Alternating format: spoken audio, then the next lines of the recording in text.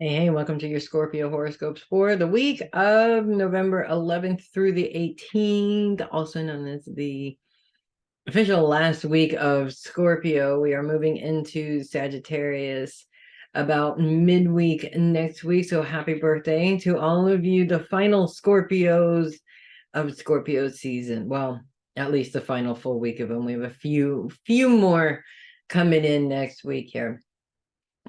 We do still have the Sun and Mars in Scorpio moving into conjunction with each other, perfect conjunction with each other by the end of next week, which means they are really working together.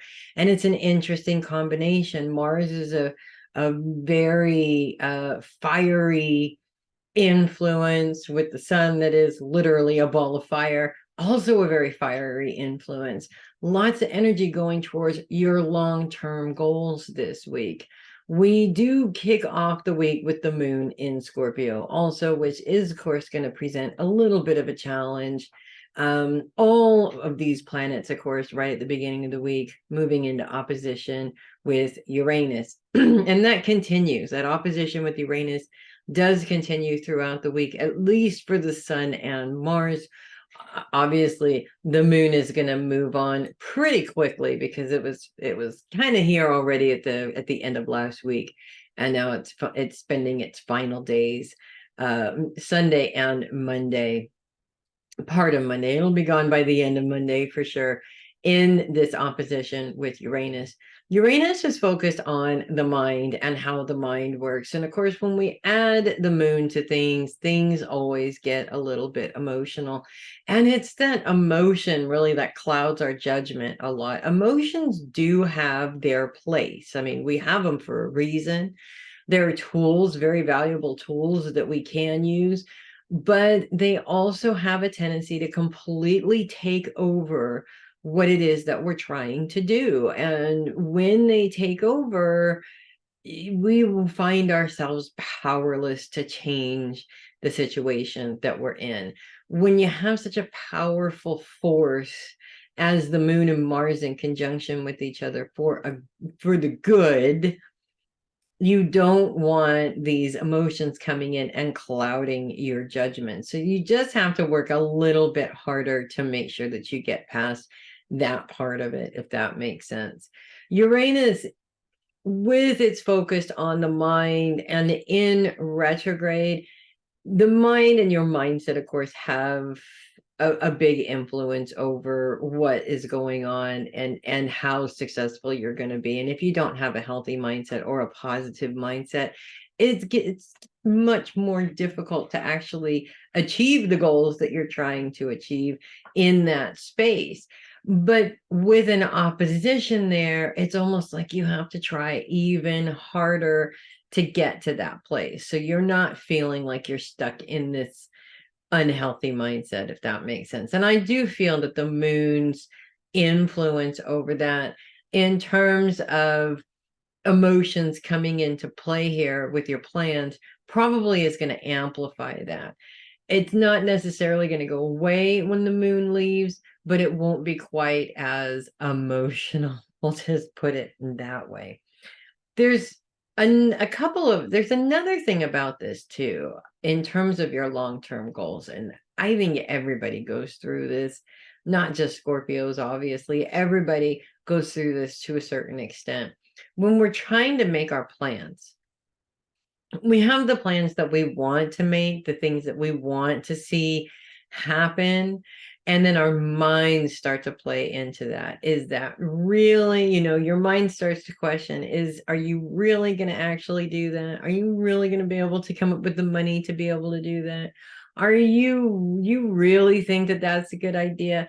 And so that's part of that negative mindset. It's our fear that gives, we're giving our fear a voice, and the voice is telling us all the reasons why we shouldn't do something, just based on the fact that we don't want to leave our comfort zone. Our comfort zone keeps us safe, and there is no growth in that safe space. You have to leave your comfort zone. So to me, it's a fight within yourself over whether you are going to allow that fear to make your decisions, or whether or not you're going to go out on a limb and take a little bit of a risk, or maybe go out on a limb and see if you can achieve these goals, because you never know unless you try, right?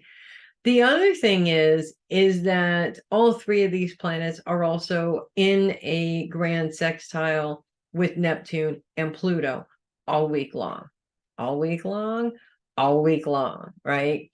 Now, what's interesting about this makeup here is that Pluto is very much, the moon actually moves into conjunction with Pluto at the end of the week. So it plays into this one as well.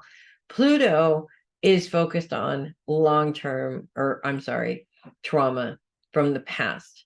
And then we have Neptune's focus, which is right on the cusp of the past as well as you.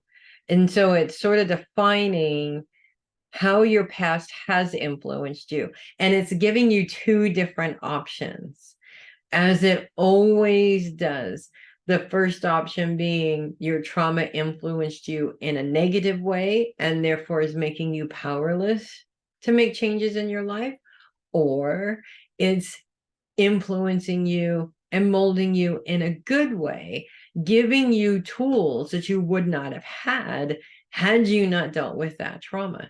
So it's sort of like a double-edged sword, really, but one edge of the sword is actually healing rather than destructive, if that makes any sense at all.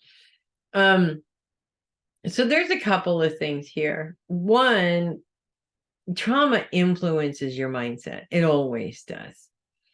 And a lot of times when these fears have a voice, the voice is usually somebody who traumatized us in the past.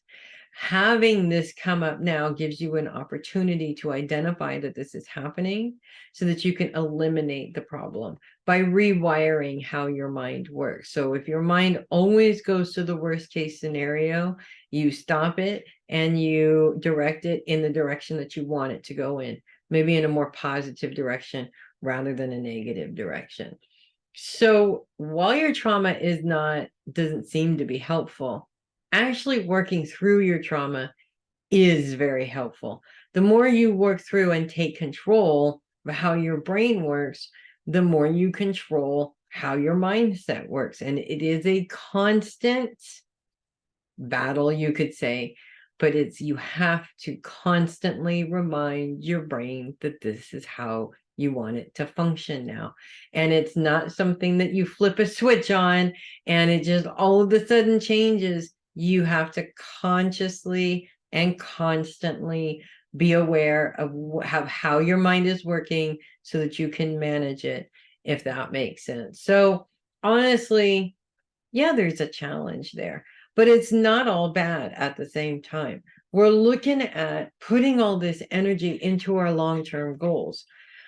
If you don't make long-term goals, you never get anywhere. You always wind up staying in the exact same place.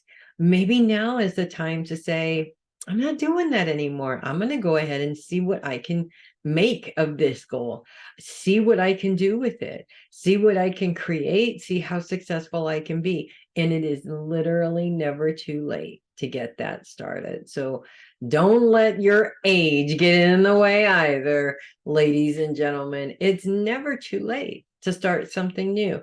Just because traditionally, and yes, you are a fixed signs don't like change, but just because things have been done in a certain way traditionally doesn't mean that we have to keep taking that route either. Look outside of the box a little bit, even if Uranus is retrograde in this process. So that's what I have for you guys this week. If you love your horoscopes, do consider sending a tip or donation through my Ko-fi link, which is there in the description. I would really appreciate that. I love all the coffees that I get. I'm Melissa Bruce, a heavy metal psychic. Thank you so much for watching. I will see you guys next week. And in the meantime, you guys, let's make the most out of those goals. Let's just make them the greatest goals you've ever achieved in your entire life, because why not? Because you can, right? Take a bit of a risk too and see where it goes. You never know. I'll see you guys next week. You guys make it a powerfully oriented week. And I'll see you next week. Hopefully, I can recover my ability to speak by then. Have a great one, you guys.